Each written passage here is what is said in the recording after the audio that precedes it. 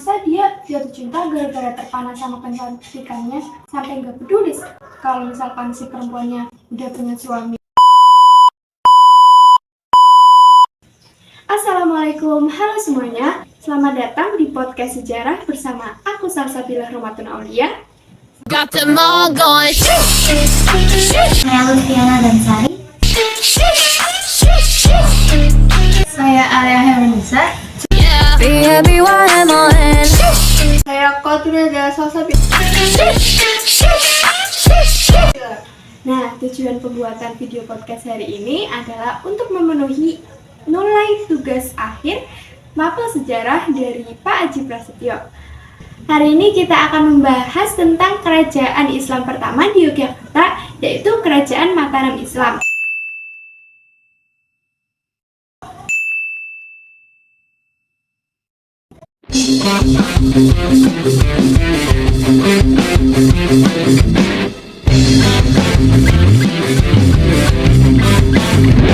Kalian tahu nggak tentang Kerajaan Mataram Islam? Nggak tahu. Aku tahu. Kerajaan Mataram Islam itu kerajaan yang awal mula berdirinya karena Sutawijaya dan Ki Ageng Pamanahan membantu Jaka Tingkir untuk membunuh Arya Panangsang. Kemudian setelah Arya Panangsang terbunuh, Jaka Tingkir mendirikan Kerajaan Pajang dan menghadiahkan tanah Mentawai kepada Sutawijaya dan Ki Ageng Pamanahan. Oleh Ki Ageng Pamanahan, tanah Mentawai tersebut didirikan sebuah kadipaten di bawah Kerajaan Pajang. Namun setelah Ki Ageng Pamanahan wafat, Sutawijaya itu menggantikan ayahnya. Dia melepaskan diri dari Pajang dan mendirikan Kerajaan Mataram Islam pada tahun 1582 Masehi. Oh, berarti pendirinya itu Sutawijaya ya? Aku tahunya itu Sultan Agung, kan waktu pemerintahnya kan Mataram mengalami kejayaan. Dia juga naklukin hampir seluruh Pulau Jawa. Selain dia bisa naklukin hampir seluruh Pulau Jawa, dia juga ngebawa Kerajaan Mataram Islam itu ke peradaban yang tinggi. Sultan Agung juga banyak banget keahliannya dari bidang militer, politik, ekonomi, sosial, sama budaya yang baik banget. Nah, kalian tahu nggak sih raja-rajanya siapa sih?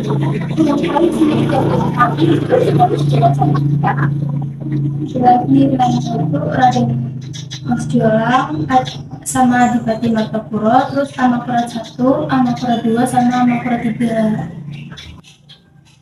Ada yang tahu nggak itu? Kenapa Kerajaan Mataram Islam itu bisa hidup?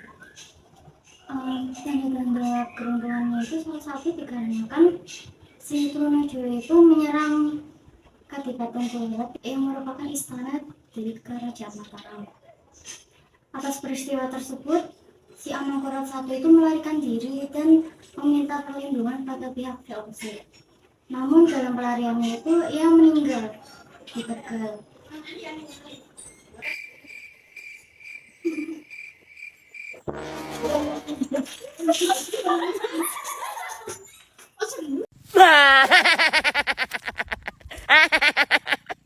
Anh nè anh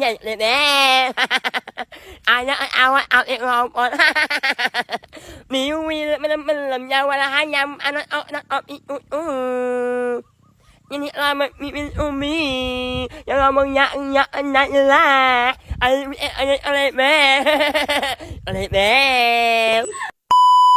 Kemudian masa pemerintahannya itu digantikan oleh Amakura II dan disetujui oleh bangsawan Jawa di Tegal.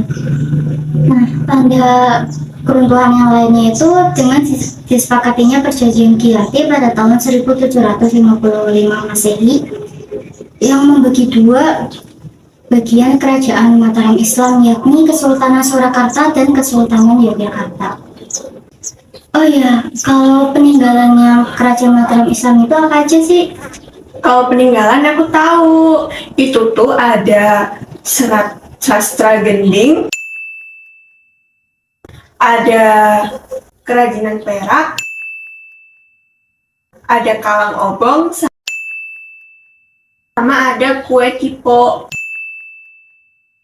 Kue kipo itu makanan tradisional khas Kota Gede. Apa aja sih peninggalannya yang masih bisa dikunjungi? Kalau yang masih bisa dikunjungi itu ada Masjid Al-Fatih Kepatihan Surakarta, ada Kompleks Makam Imam Giri, ada Keraton Kesultanan Yogyakarta, ada Taman Sari, ada Masjid Agung Gede Kauman. Nah, ngomong-ngomong tentang perang Islam nih ya, ada nih salah satu kisah cinta yang menurut aku tuh banget banget, yaitu kisah cintanya antara Raja keempat Mataram, yaitu Amangkurat I, yang jatuh cinta kepada Ratu Malang. Padahal Ratu Malang itu udah punya suami, namanya Ki Panjamas. Lah, berarti si Amangkurat I obses banget dong sama Ratu Malang. Iya kan, menurut aku juga gitu. Masa dia jatuh cinta gara-gara terpana sama kecantikannya sampai nggak peduli kalau misalkan si perempuannya udah punya suami. Astaghfirullahaladzim. Astaghfirullah. Astaghfirullah. Astaghfirullah. Astaghfirullah. Astaghfirullah. Astaghfirullah. Astaghfirullah. Si Ki Panjamas itu nyerang istrinya aja ke Amangkurat I. Ya gimana, namanya juga kita raja ya harus dipatuhin dong. Awalnya sih cuma dijadiin salir, tapi karena rasa sayang raja begitu besar, sehingga ia dijadikan permaisurinya yang baru, dengan membuang permaisurinya yang lama ke daerah Kauman. Tapi keberadaan Ratu Malang menimbulkan permasalahan di kerajaan tersebut, karena Amangkurat I hanya memikirkan Ratu Malang, sehingga permasalahan di kerajaan menjadi terbengkalai. Dia merasa takut kehilangan Ratu Malang karena pada saat itu Panjang masih hidup. Ratu Malang masih cinta. Oh iya, Ratu Malang itu sebenarnya masih cinta sama Ki Panjamas. Bahkan setelah kepergiannya, ia menangisinya sehingga ia jatuh sakit dan akhirnya meninggal dunia. Tetapi Amangkurat I menolak kepergian ini. Menolak kematian karena dianggap tidak wajar. Hal ini memicu kecurigaan Amangkurat I. Ada yang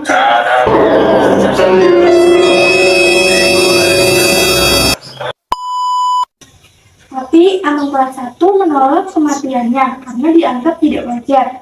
Hal ini memicu kecurigaan Amangkurat I. Ada yang berupaya membunuh Ratu Malang, sehingga ia mengurung sekitar 60 selirnya di ruangan gelap tanpa diberi makan. Terus itu permaisurinya dibuang semua gitu?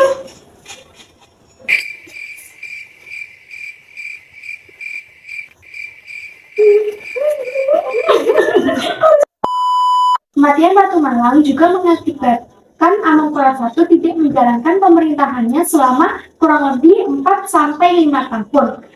Selama itu pula terjadi kekacauan di luar kerajaan.